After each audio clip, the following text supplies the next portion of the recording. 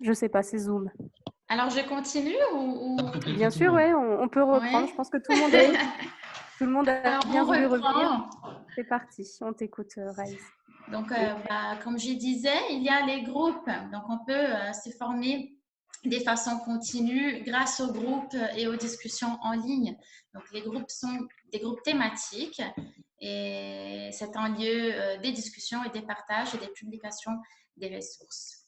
Donc, tout ça, c'est IFProf Brésil, mais finalement, comment s'inscrire? Depuis le site www.ifprof.org, vous cliquez sur le Brésil et après, une fois sur les sites pays, cliquez sur s'inscrire en haut et à droite. Et très facile, il faut juste remplir les formulaires d'inscription et le tour est joué, vous y êtes. Sur IFProf Brésil, nous sommes 3 animateurs pays, 4 avec Marine. Et nous sommes à votre disposition pour répondre à vos questions, afin de vous aider à naviguer sur IFProf. Et sur la rubrique Découvrir les animateurs IFProf Pays, il y a une petite présentation de nous 4. Et je passe la parole à ma collègue animatrice Ingrid qui va vous parler des groupes sur IFProf Brésil. Bonjour tout le monde. Alors, on parle des groupes. Comme Raissa vous a dit, on a des groupes comme sur Facebook. Et donc, qui peut créer un groupe sur IFProf? Tout le monde.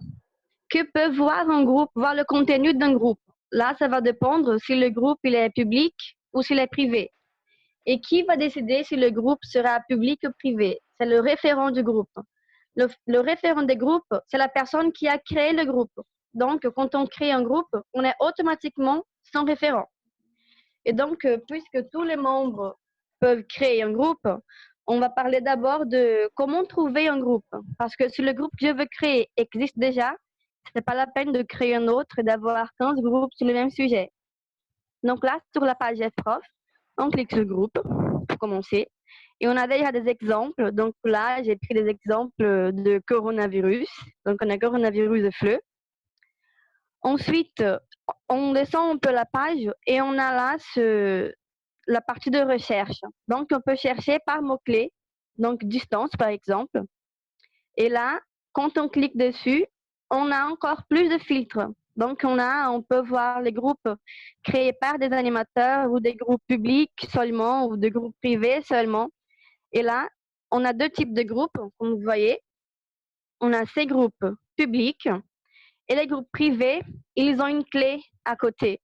Donc pour les groupes publics, tout le monde peut participer. On clique dessus et on fait partie du groupe. Pour les groupes privés, le référent du groupe doit nous accepter. Donc, on doit faire une demande pour participer du groupe. Et là, au moment de créer un groupe, on va décider si c'est un groupe plutôt fermé ou si c'est pour tout le monde. Ensuite, on a aussi des événements là sur le groupe. Alors, pour créer un groupe, pardon, c'est ici, devenir référent du groupe. Parce que le référent de groupe, c'est la personne qui va créer le groupe. Donc, pour créer, il faut devenir un référent. Alors, sur IFProf, on a aussi des événements.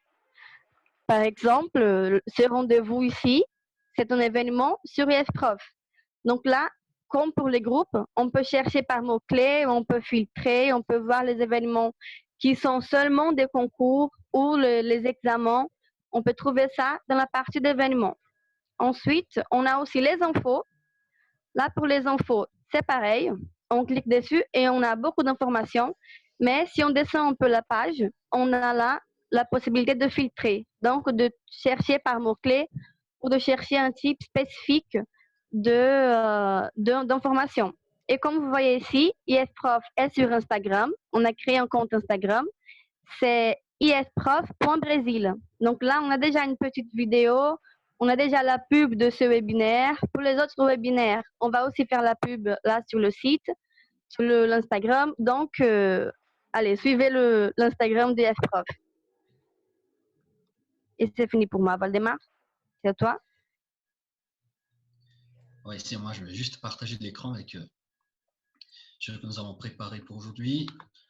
On va aussi parler de ressources.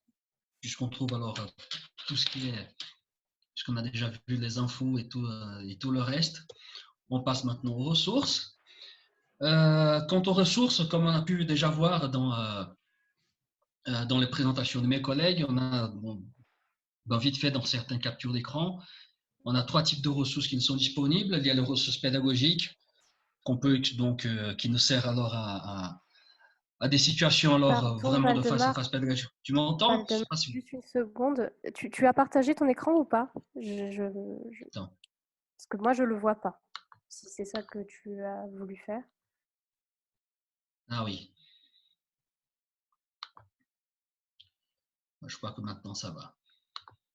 Oui, ça va venir. Ouais. Oui. Je dois juste mettre module de présentation. Bon, maintenant c'est bon. Oui. Super, parfait. Voilà. Donc, si on reprend, alors, on a donc 3 types de ressources. De ressources pédagogiques qu'on peut donc exploiter dans des situations alors, vraiment de notre quotidien, lors de notre salle de classe, comme des activités ou des tâches à réaliser, toute une séquence, même des fiches pédagogiques qui sont disponibles. Deuxième catégorie de ressources, on a aussi des ressources méthodologiques qui nous permettent alors de nous former en autonomie et de proposer des réflexions sur nos pratiques professionnelles, comme on a des articles, des outils méthodologiques aussi qui sont à notre portée. Troisième élément, troisième type de ressources dont on dispose, ce sont des ressources brutes, donc des vidéos, des extraits vidéo, de textes, des pistes audio, des podcasts qui nous feront alors découvrir la culture francophone. Ça, c'est notre mise en page aussi. Alors, quand on clique sur une ressource, que ce soit brute, pédagogique ou méthodologique, on aura exactement cette mise en page.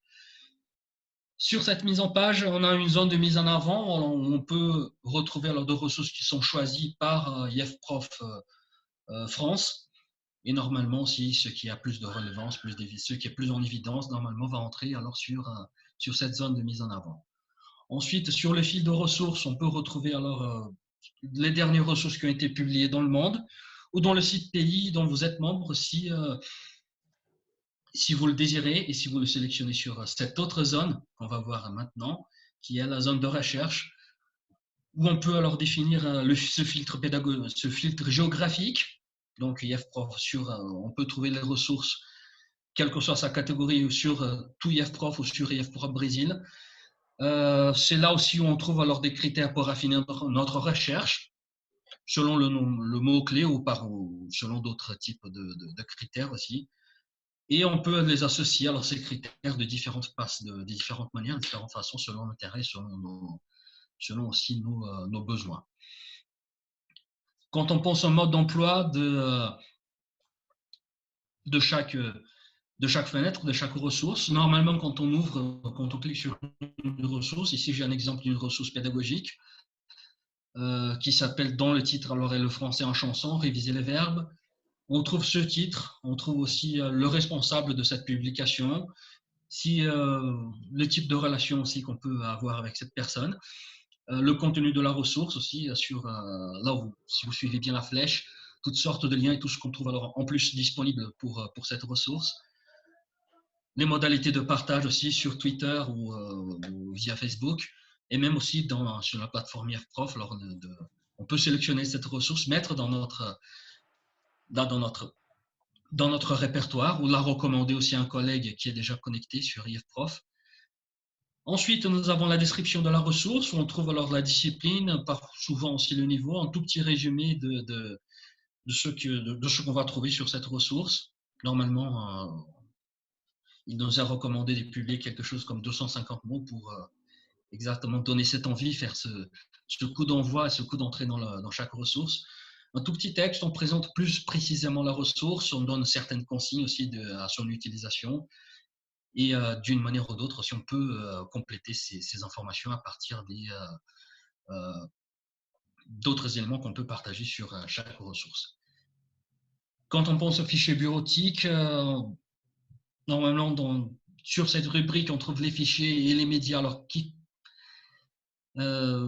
concernant effectivement alors, la ressource.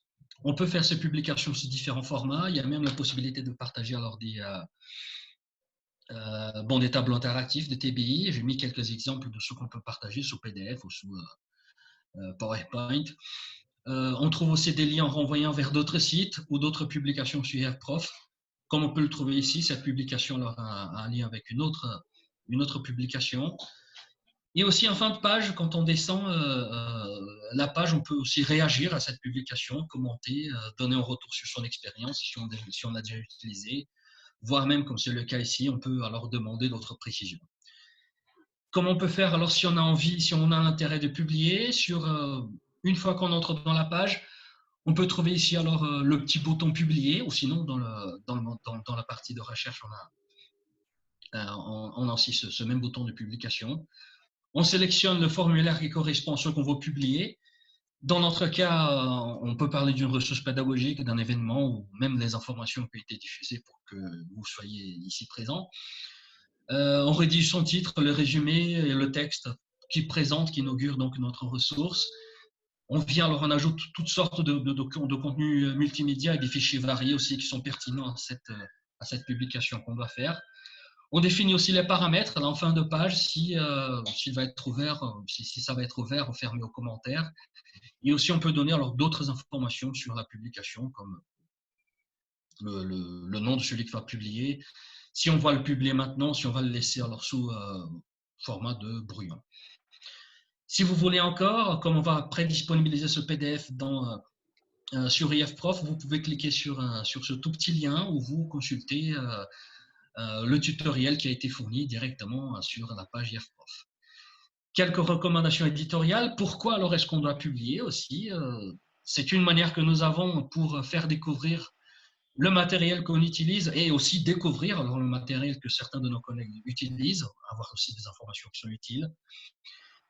Il est aussi question alors surtout dans de ressources méthodologiques, alors diffuser les ressources de nos expériences et de nos recherches, nos ressources pédagogiques aussi. Une manière que nous avons très efficace de recueillir les avis et les idées des collègues.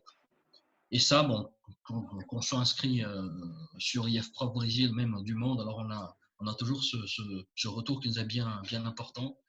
C'est une occasion aussi de pouvoir développer les réflexions, développer des projets ensemble, tels qu'on commence à essayer maintenant alors avec certains groupes. Et aussi, on peut même souligner aussi le groupe qui a été créé à l'université d'été, où on a décidé alors de partager toutes nos ressources qui étaient à notre disposition et voir les réactions aussi, et voire même alors prendre un peu de ce qui était alors à la portée des autres collègues et qui ont aussi participé à d'autres ateliers. Quelques recommandations, quelques consignes, alors on peut suivre. Il faut penser bien à un titre alors qu'il soit informatif ou accrocheur, donc quelque chose qui est pertinent aussi avec votre document, bien sûr. Pour la description exhaustive, dans le tutoriel, vous aurez accès aussi à cette information avec plus de précision, mais il est important de remplir le maximum de critères possibles pour que votre document soit mieux repéré par les autres utilisateurs et du Brésil et du monde aussi. Il faut être bien concis dans ses propositions, ce qui fait partie aussi du jeu, on fait avec. Il faut penser une mise au format qui nous soit alors aéré, structuré exactement pour que du côté ressources pédagogiques, pour qu'on ait alors un suivi bien adéquat quand on va l'utiliser cette ressource et pour vous donner aussi un retour alors de cette utilisation. Un descriptif explicite des contenus qui sont ajoutés à la publication sont bien obligés. Et aussi des liens externes alors si on a envie d'aller un peu plus loin. C'est vrai que quand on publie par exemple une ressource ou un autre type d'événement sur IFProf et qu'on intègre sur cette publication une vidéo par exemple de chez Dailymotion, chez YouTube, on peut déjà voir cette publication directement sur IFProf. Mais si par hasard vous avez envie si vous avez même l'intérêt aussi de pouvoir télécharger cette vidéo ou même alors cette autre ressource autrement, sinon le faire exposer, il est important d'avoir cette information aussi sur la publication, autre que sur le réseau social. Et voilà, bon, j'espère qu'au moins de cette première publication, de ce premier contact qu'on vient d'avoir, alors nous en tant qu'animateurs, Et ça, bon, je ne suis pas tout seul parce que j'ai 3 autres collègues qui travaillent avec moi. J'espère que ça nous a permis alors d'avoir un tout petit aperçu de comment faire. Et maintenant, j'ai oublié de mettre ça ici, de l'écrire sur le diapo, mais à vos plumes. Bon, c'est vrai qu'on ne peut pas utiliser des plumes, mais je ne sais pas, à vos claviers. Et je vous remercie de votre attention. Merci beaucoup, Waldemar. Il y a eu quelques petites questions de poser sur le chat. Est-ce que certains d'entre vous en auraient à poser maintenant, en particulier? N'hésitez pas. Sinon, je peux, si vous voulez, les résumer. Je ne sais pas si vous avez tous lu le chat en même temps que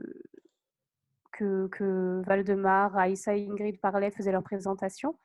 Alors, il y a eu comme question, notamment, que je revienne un petit peu au début, est-ce qu'un créateur de groupe gère aussi les inscriptions de son groupe? La réponse est oui. Un créateur de groupe, référent de groupe, gère aussi les inscriptions. Il les filtre, c'est-à-dire qu'il va recevoir des alertes sur son profil IFProf qui demande qui indique que telle personne veut entrer ou non dans ce groupe, et donc on peut accepter ou refuser. C'est aussi simple que cela.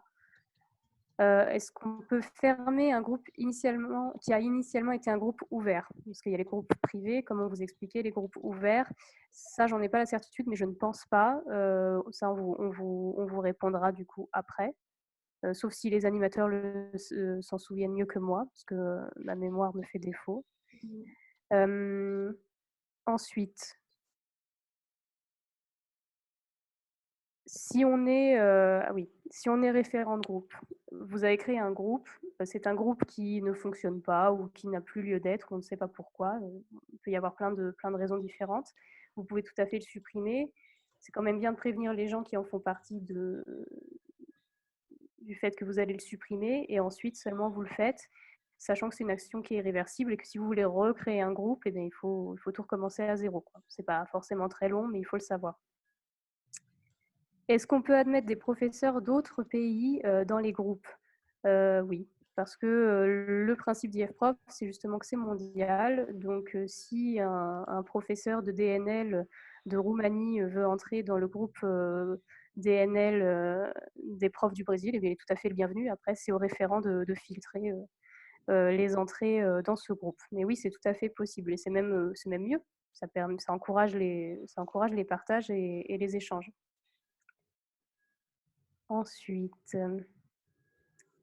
il me semble, oui, voilà, il y avait une question intéressante. Est-ce que les ressources sont libres de droit?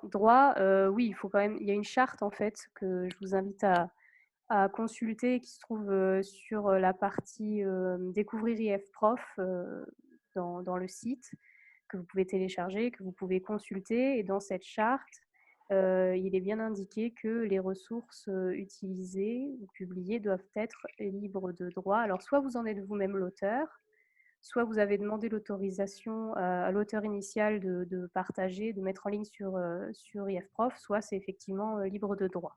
Alors là, j'ai un message. Ah oui, c'est l'Instagram. N'hésitez pas à suivre l'Instagram d'IFProf, comme ça vous serez au courant de toutes les nouvelles publications. Et peut-être une dernière question, il me semble, à laquelle j'avais peut-être répondu. Si on réutilise une ressource, oui. Ah, il y avait eu un commentaire qui était intéressant, effectivement. La ressource brute, il y a 3 types de ressources. La ressource brute, c'est bien un document non didactisé. Donc, si c'est quelque chose que vous avez déjà travaillé, ce n'est pas une ressource brute. Et inversement, une vidéo n'est pas une ressource pédagogique. Parce que j'ai déjà vu des publications comme ça. Libre de droit. Et ensuite, cette question. Alors, il y a une question qui m'a posé une colle, très sincèrement. Au-delà de l'onglet recommandé, est-ce qu'on doit notifier l'utilisation d'une ressource? Donc, on peut recommander en fait des publications sur IFProf pour nos collègues si on trouve qu'elles sont intéressantes, pour montrer qu'elles existent tout simplement. Moi, je pense que oui. À partir du moment où on utilise la ressource de quelqu'un d'autre, il faut prévenir la personne qu'on va la réutiliser, ne serait-ce que parce que ça va lui faire plaisir et puis par honnêteté intellectuelle. Donc, la réponse serait quand même oui. Surtout les profs là qui sont tous ici, je pense que j'imagine que vous êtes d'accord avec moi. Et donc, je pense que j'ai fait le tour des questions posées. Ah oui, non, c'est sur le. Est-ce qu'il vaut mieux utiliser Instagram, l'IFProf Brésil sur Instagram ou IFProf Brésil sur le site? Ça dépend de l'usage que vous voulez faire. L'Instagram IFProf Brésil sert en fait à être au courant de ce qui est en train de se publier sur le site sans avoir besoin d'y aller. Peut-être que ça vous permettra aussi d'être au courant des prochains webinaires, mais sur le site, de toute façon, ce sera toujours publié. Il y a un fil d'actualité. Et la vraie différence, en fait, c'est qu'Instagram, en général, nos profils sont des profils perso, alors que sur IFProf Brésil, ça reste quand même un réseau professionnel. Donc, la grande différence, ce serait celle-ci. Est-ce qu'il y aurait une question ou des questions supplémentaires? Je sais que je vous ai coupé vos micros, mais n'hésitez pas à écrire ou éventuellement demander à ce que je vous débloque le micro. Ça, c'est tout à fait possible aussi. Profitons-en. S'il n'y a pas d'autres questions, on passera à la conclusion de ce webinaire. Tout va bien? Bon. Je ne vois pas de gens qui tapent quoi que ce soit. Donc, bon. Donc, pour conclure, rendez-vous la semaine prochaine. Rendez-vous la semaine prochaine. Nous avons un webinaire de prévu sur les certifications en langue française et les études en France, notamment animé par Marjorie Ponce, qui fait partie de cette réunion aujourd'hui aussi. Mais je ne sais pas si j'arrive. Oui, je ne sais pas si elle veut s'exprimer ou pas. Donc, même heure, même jour, mercredi 15h, c'est le prochain webinaire. Il y en aura d'autres. Nous essayons de prévoir jusqu'à la fin du mois de mai ce rendez-vous hebdomadaire. Vous serez donc au courant des prochains webinaires et des thématiques sur le site d'IFProf, bien sûr, et sur l'Instagram IFProf. Sachez que vous avez aussi la parole, donc n'hésitez pas à nous écrire, ça a été dit au début par Maglone, n'hésitez pas à nous écrire pour nous dire si vous voulez vous présenter quelque chose ou créer un espace d'échange particulier. Profitons-en. Ce sont des outils qu'on a à notre disposition en ce moment et il ne faut pas en faire l'économie, je pense. Voilà. Voilà pour moi. Je ne sais pas si Maglone avait dit qu'il y aurait deux types de webinaires. Des webinaires plus de présentation, comme ce qu'a fait Raïssa, Ingrid et Valdemar très bien aujourd'hui pour vous présenter la plateforme IFProf, comme la semaine prochaine pour les certifications et les études. Il y aura des webinaires plus de formation, notamment un webinaire qui sera animé par Adriana d'Aventure, qui aussi fait partie, qui participe aussi à ce webinaire aujourd'hui.